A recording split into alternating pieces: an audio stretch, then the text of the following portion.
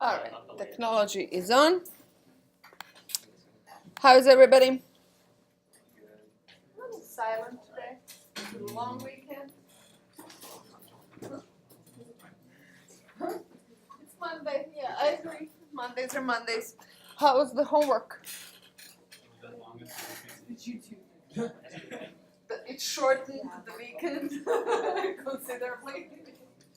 But overall, how much time did you spend on homework? 7 hours? Is that consensus? A little less, a little more, depending on the problem. Well, if you don't feel comfortable saying, you can use that form to tell me yes.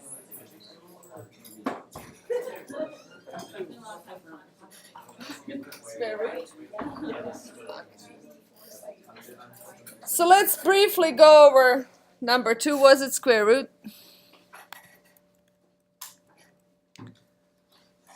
In homework, what was the main question?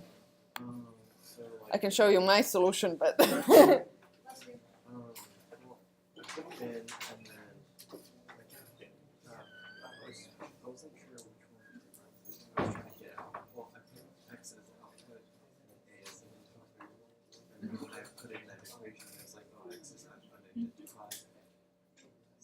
so there's, okay.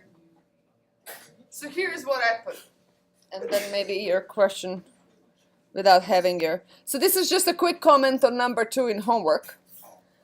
So the question was implementing a little numerical method to find the square root. It's actually a pretty old one, and it's finding square root of a, okay? And x will be ultimately my square root, and error will be the error. What's the first mistake I did here? This was just my quick solution.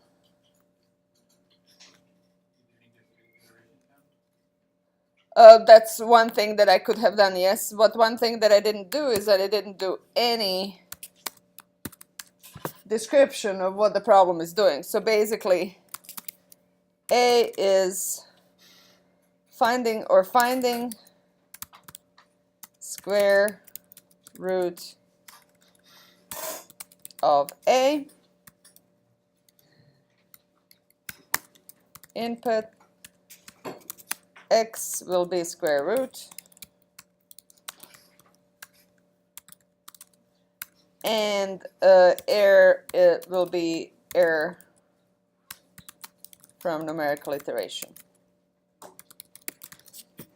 Okay.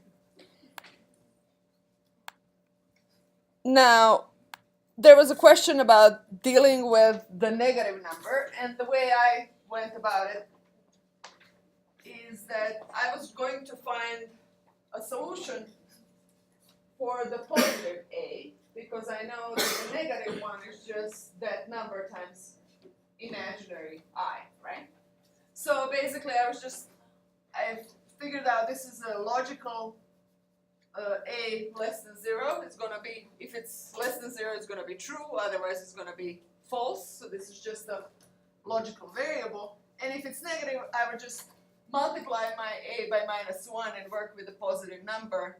I just at the very beginning have a label that tells me, okay, you had a negative number to begin with. Okay? And then I had to have, there was this testing, I was supposed to test my problem for 0, 2, and something else in that problem, number 2. And for 0, there's nothing really to compute. And also in your numerical method, you would divide by 0. That was this poor problem. So that created problems when testing. So basically, for a 0, I just said, well, x is 0, error is 0, that's it.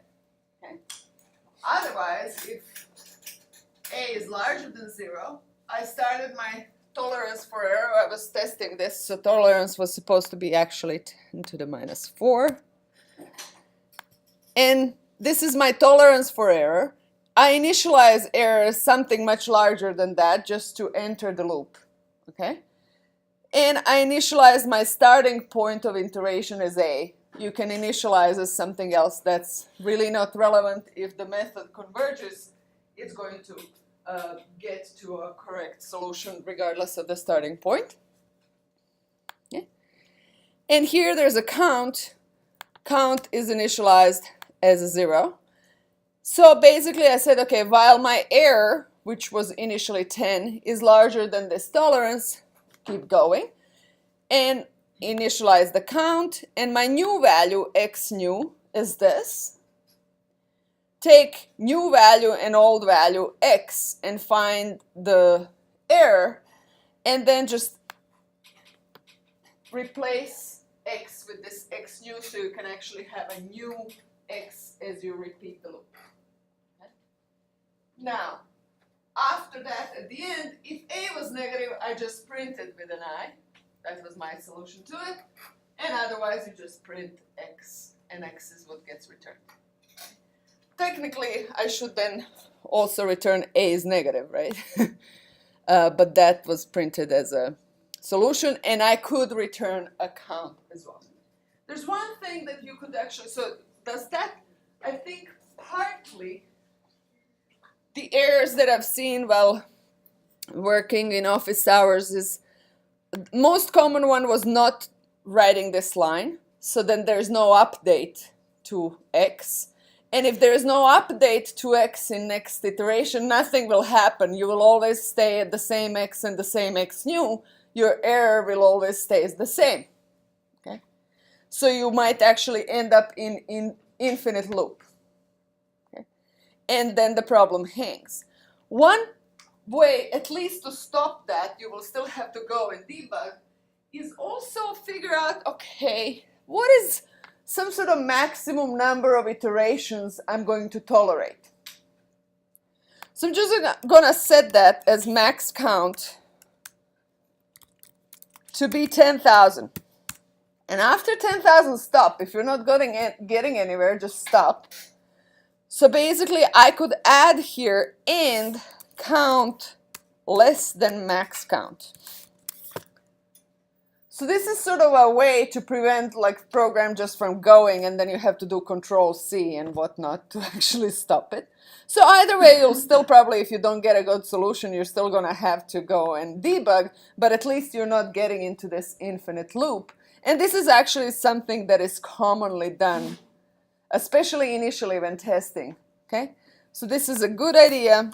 I can post this later. A good idea to limit number of iterations. Okay? And if you're uncomfortable writing things like this, you can put parentheses around them.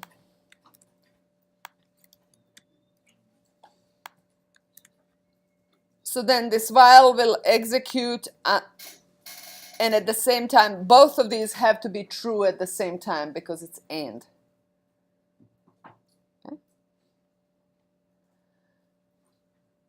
So most common thing is forgetting to update this. Okay.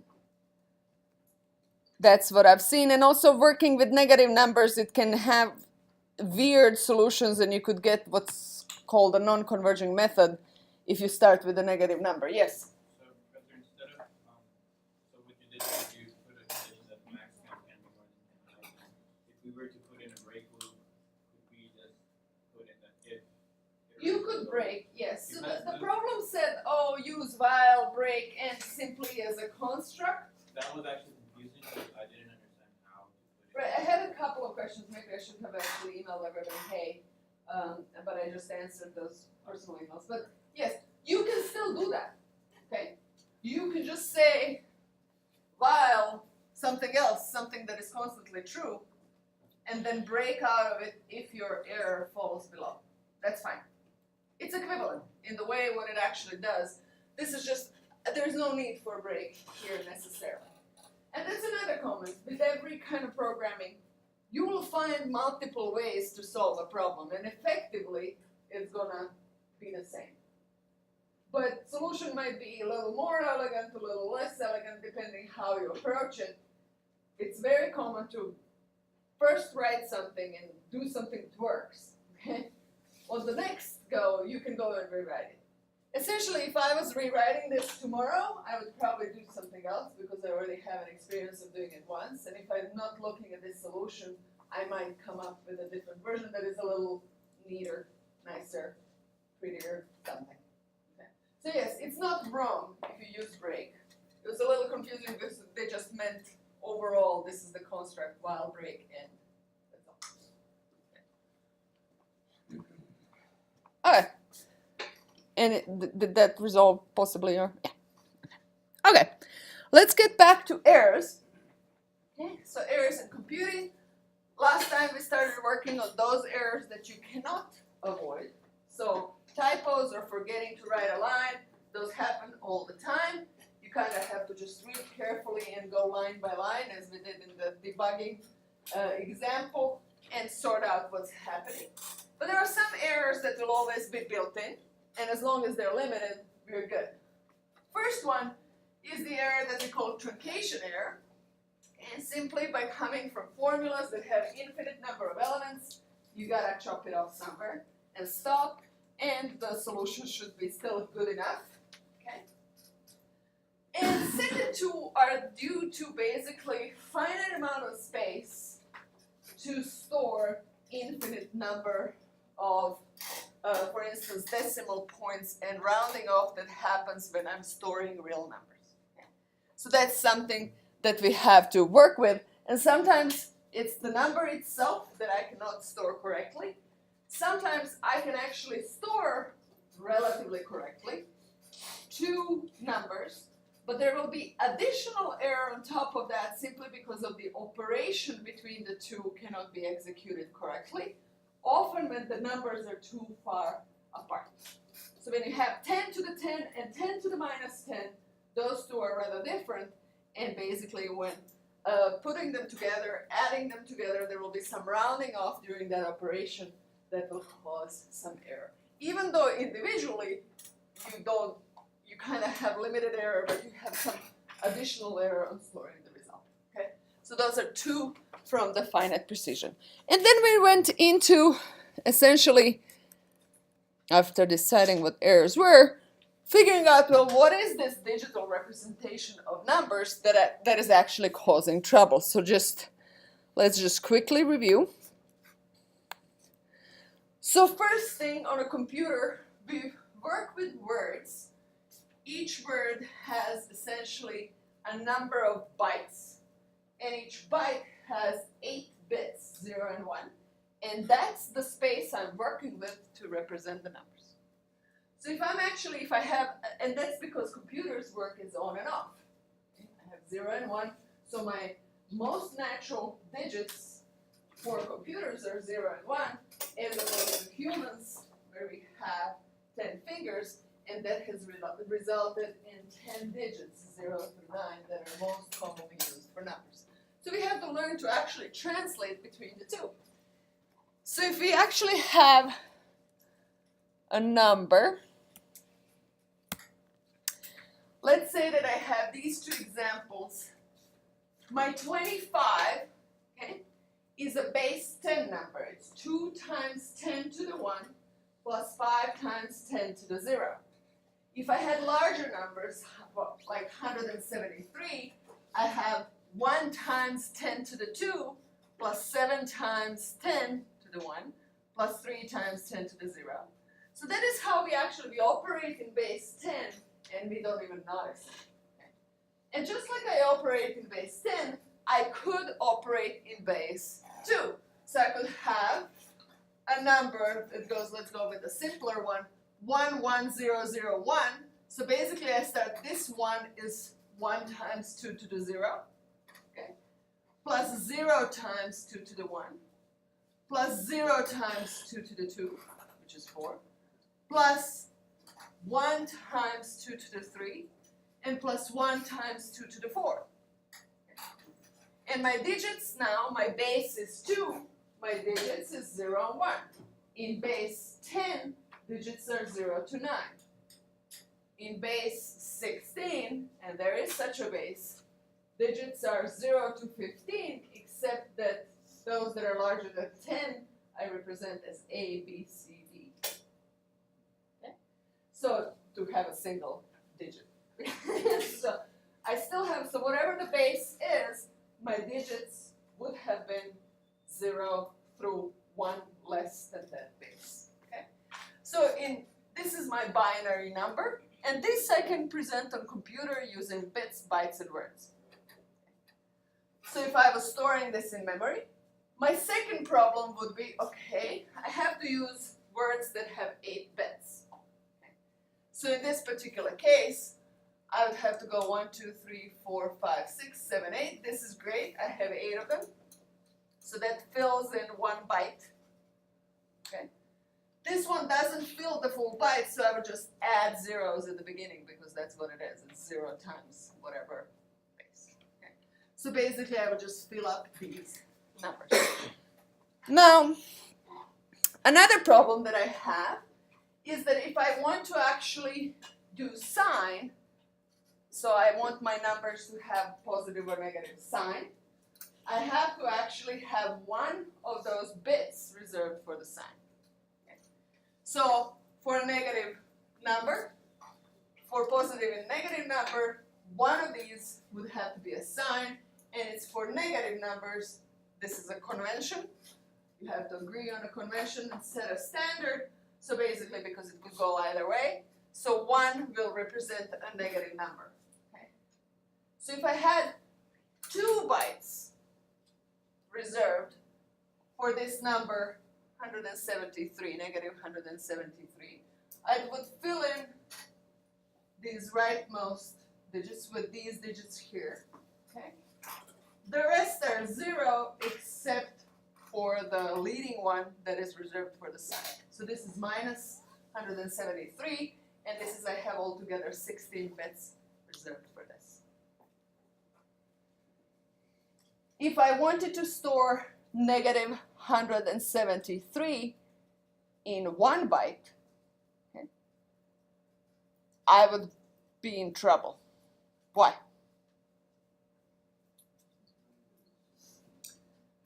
This first one has to have a sign, okay? And then I have only 7 bits left for the actual number. If I have 7 bits, what's the largest number I can store using 7 bits?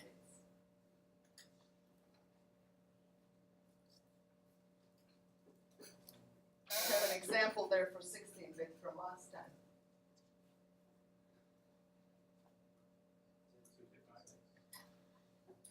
7 bits, not 8.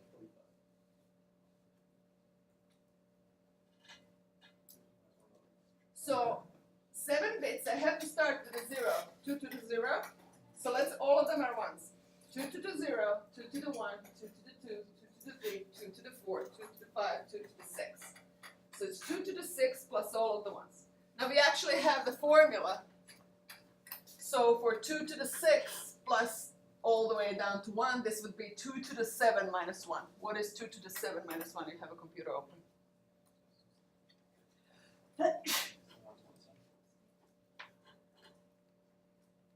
So 2 to the 7 is 128 minus 1 is 127. So is it clear how we get the maximum number? So it's just like how many bits do you have to actually store the number and what has to be reserved for the sign. And for the sign, we reserve 1. Okay, so we just answered this question. Okay, so now basically the range I have, if I have 8 bits only, 1 byte numbers, then if I want to do both positive and negative, my range is minus 127 to 127. How many ways do I have to represent 0?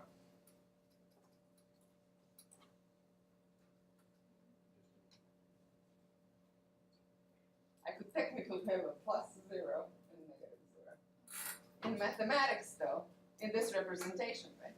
Because I could have a sign to be negative and everything else 0, that's a negative 0. Negative 0 doesn't really make sense in math, okay? So it has been agreed that negative 0 basically maps to one more number, so I just have a larger range, and again, these have to be simply conventions and agreements, so technically, you can actually store minus in 128 to 127. So this is just simply an agreement that has been made using standards. So when you actually check, the way to check these limits in MATLAB, there's a command called int max and int min. If I just say int max, I don't necessarily know which integer, but if I say int max of integer with 8 bits, I'm gonna get 127. And if I do int min, I'm gonna get negative 128. And this is, I just explained why. So technically I would go from minus 127 to 127, but then I don't want to waste one of those numbers on representing 0 twice. 0 is a 0 mathematically. So basically the negative 0 is mapped to 128. And that's simply hard-coded behind in computers.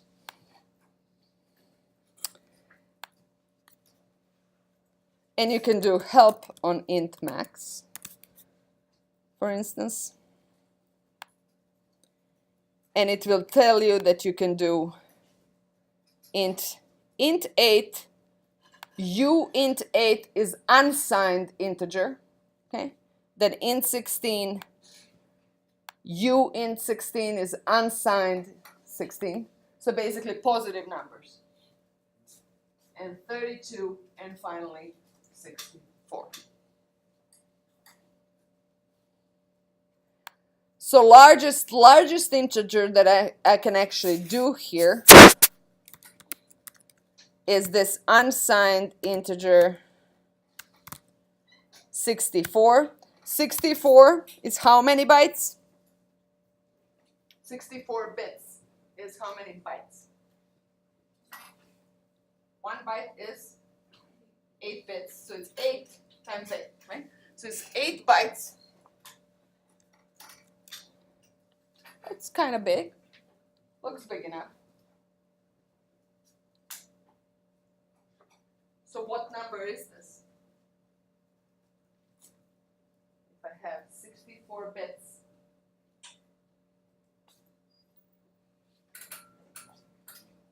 2 to the 64 minus 1. Remember that formula?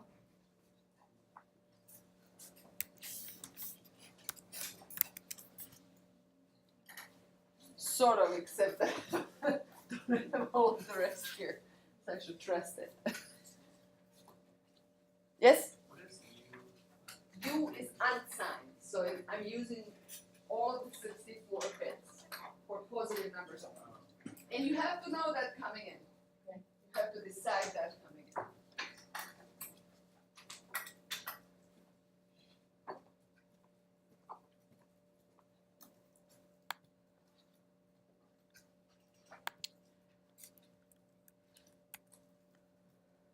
So most important message here is whatever it is that I decide, I have limits. I have limits on how small and how big number I can represent. Okay?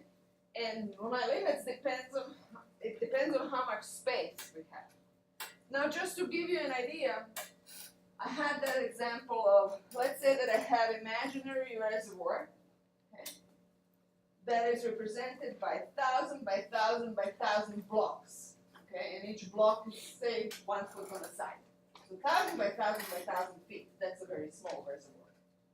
I didn't mention it's imaginary. Okay? So I would not go and develop a 1,000 by 1,000 by 1,000 feet reservoir, but okay, for the sake of the argument. Okay.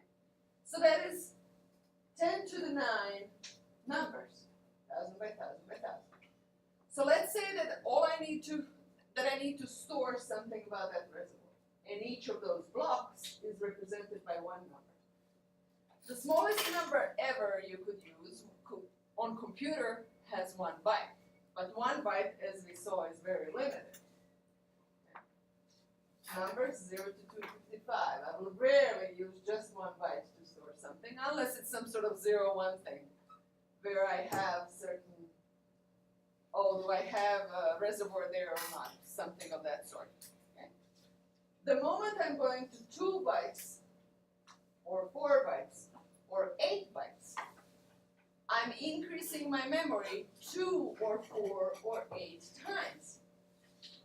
1 gigabyte times 2 is 2 gigabytes. Most of your laptops are 8 gigabytes. So just reading something in, just a set of numbers for that reservoir, could be 2 gigabytes. So you can do 4 sets of numbers for that reservoir and be done with it on your laptop. Okay?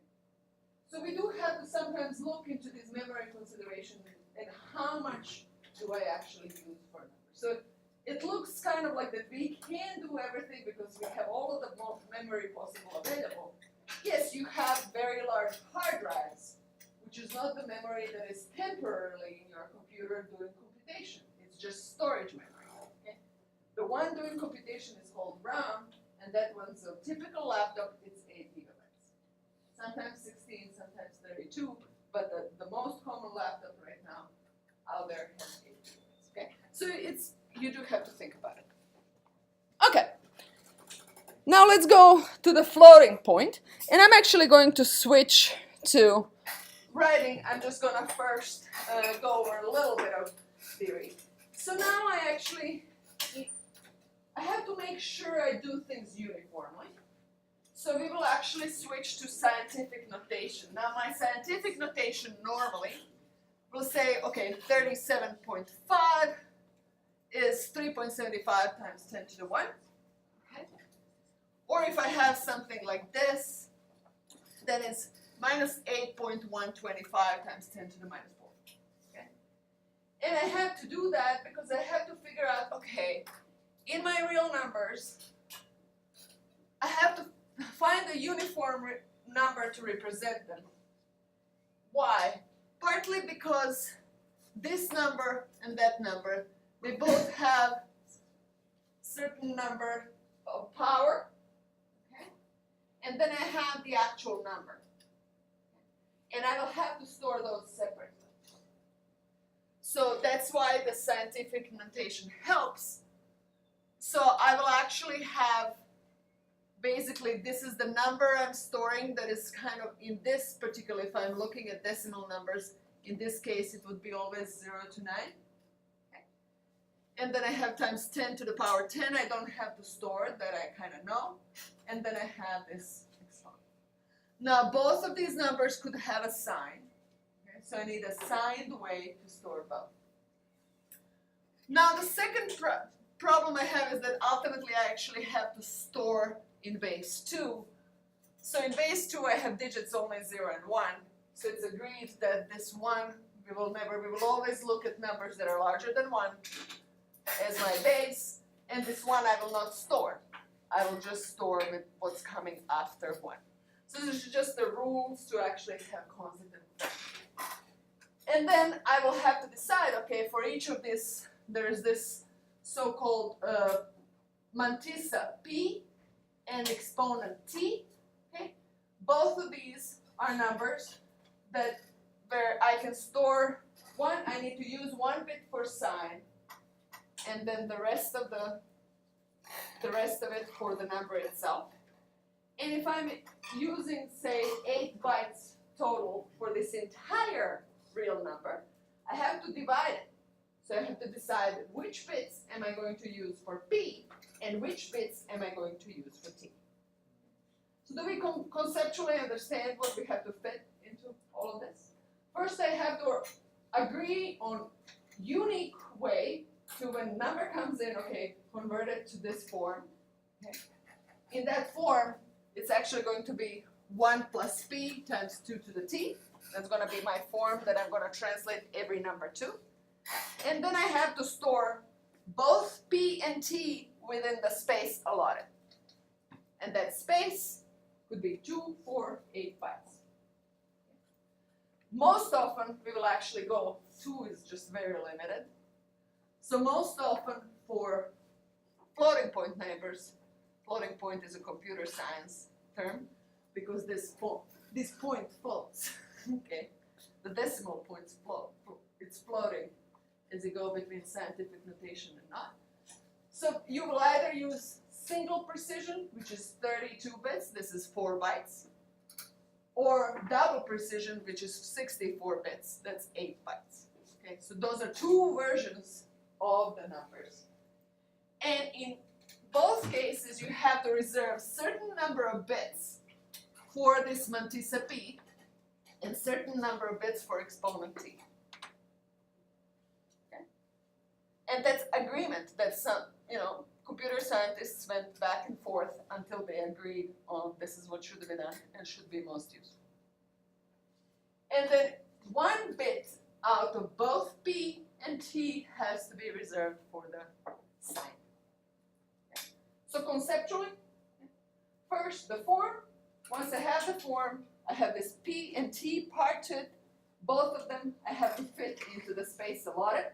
And the space allotted is either 32 or 64 bits. Now let's look at and we will look at this, it's a little, we're so used to the decimal system that we're just going to look at how do these limits, first, what are the largest and smallest numbers that I can represent? Okay. And what do they effectively mean in terms of the accuracy with which I can represent numbers?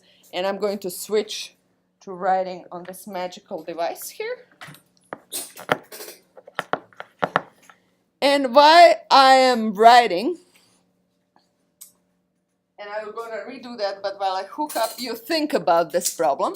So let's say that you have a number where you have D1, this is digit 1 dot digit 2, okay? And you have a sign of this number. So this is your mantissa times 10 to sign S0 D0. So assume that you have one digit for mantissa, one after, so really 2 digits for mantissa, and this is sign.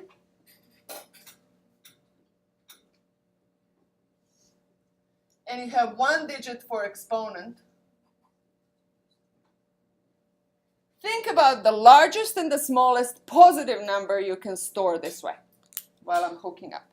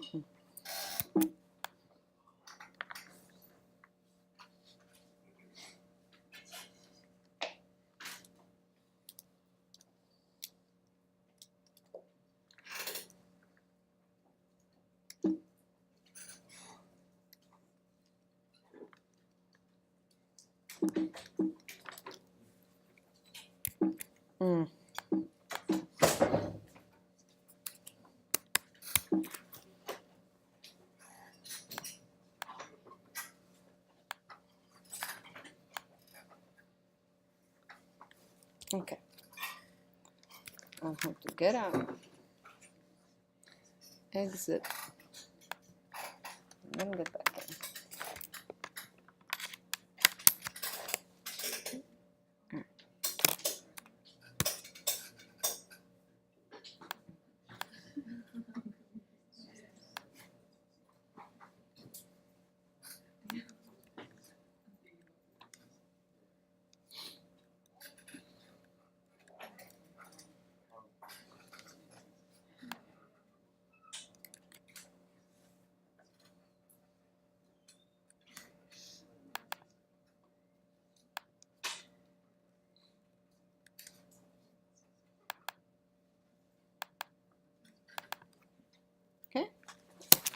All right, so I said I have S1 D1 dot D2 times 10 to the S0 D0.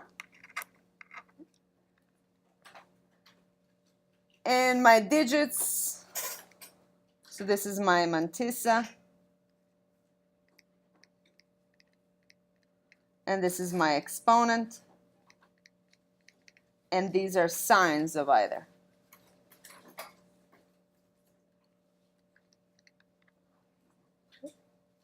So if I'm thinking about the largest number, and let's say that I'm just in words of digits between 0 and 9, just because that's the world we're comfortable with. What is the largest positive number I can represent?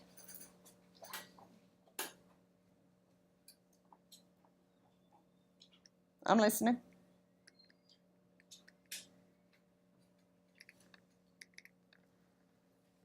Sign should be for largest plus. Then what's the largest digit? 9. So I'm going to put 9.9 times 10 to, again, plus 9. Agreed? Okay. Now, if I'm thinking about the smallest possible value that is positive, okay? So smallest positive. So these are positives.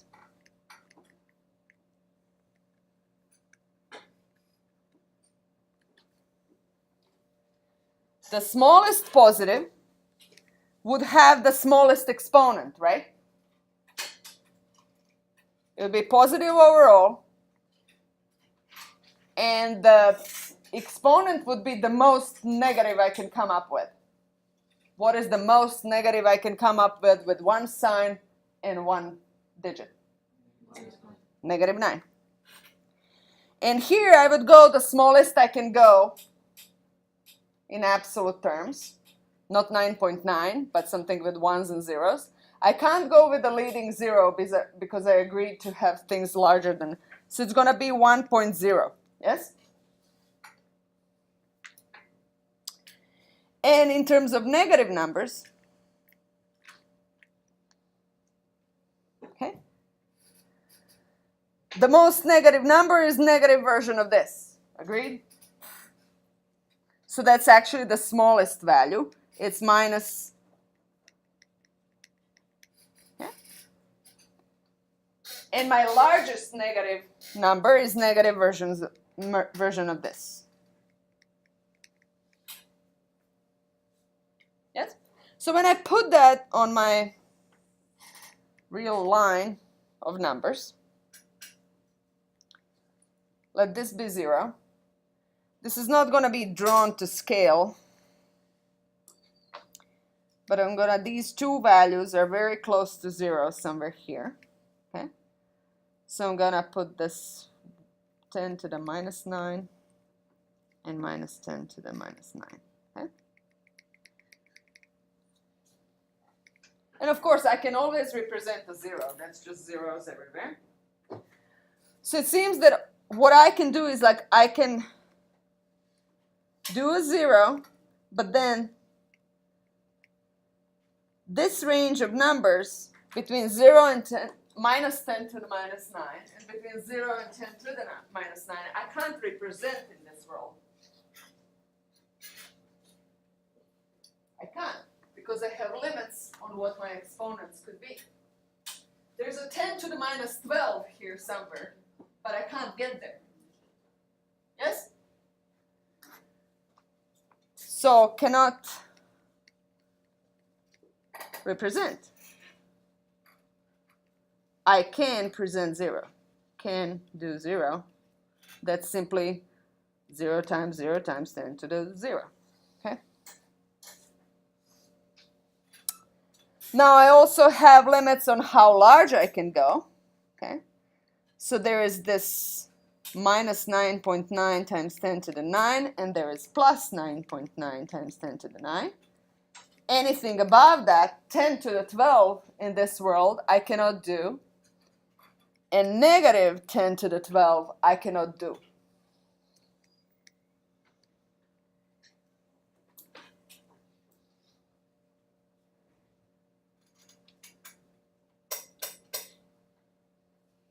So I could translate, this is done with the understanding of decimal numbers, that if I have limited space, to represent this mantissa and exponent and their signs, I'm going to run into limits.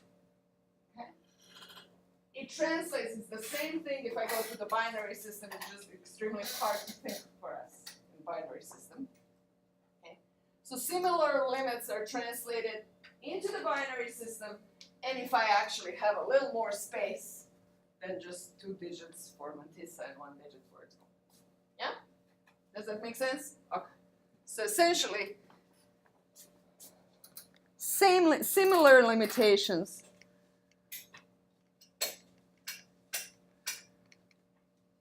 translate to representing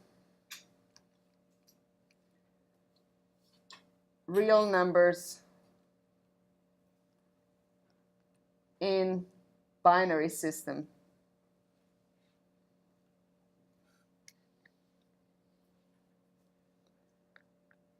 So we will actually, if you attempt to actually do that anyway, there will be an error, and computer might or might not tell you about it.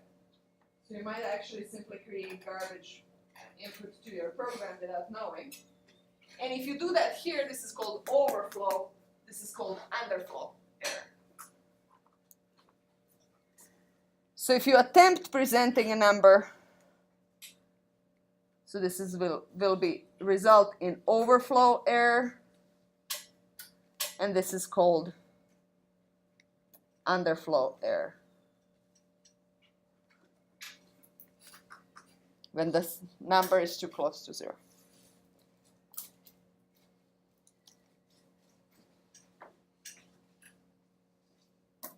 My second problem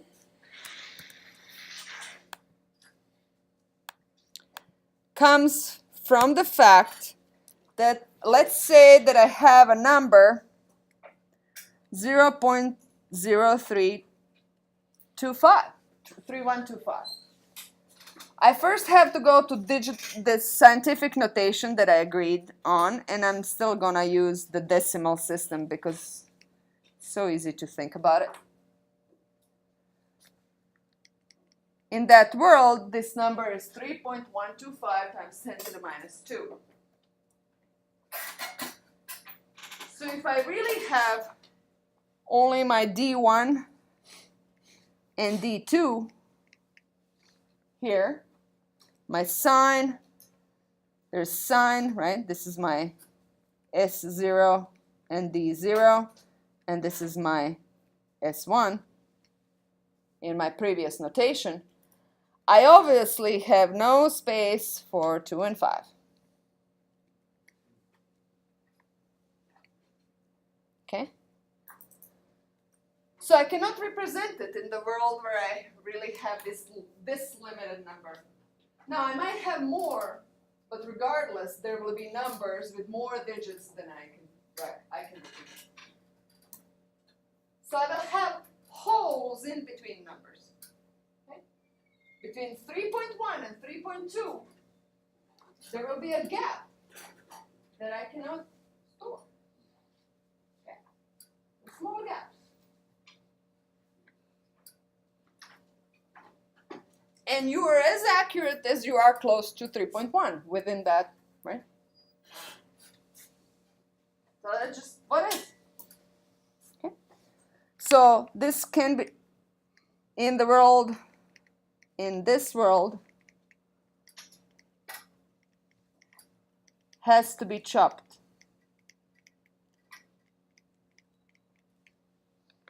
I sound like reality TV. Does anybody watch Chopped? I like cooking, so so anyway, so it has to be chopped, and it results in an error. Okay.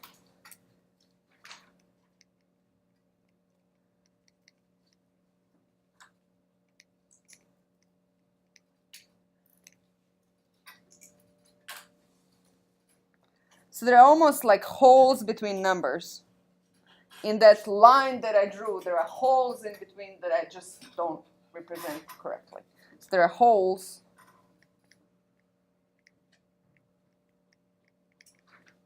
in my real real number line, real line of numbers.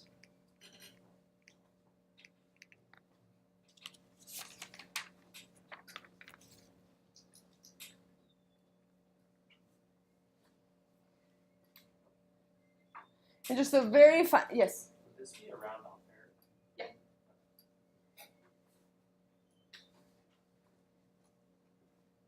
So main points is that there are limits, both in terms of how small the number can be, how close to zero, and how large the number can be, regardless of what storage I agree to have for real numbers. And there are sort of holes in between the real numbers. There's always some extra decimal. Now, if I'm chopping off 15, something after 15 decimal points, I typically don't care because my measurement devices are often not that accurate. Okay? These days, it's actually, we are hitting limits like with the measuring devices. If you have a very, very small rock sample with very, very small pore spaces, and you're trying to introduce 10 to the minus 9 liters of fluid through that sample, you start having issues with your measurements, like you can't measure that well. Your measurement device simply cannot distinguish between 1 nanoliter and 2 nanoliters easily, or not the one that you can cheaply buy.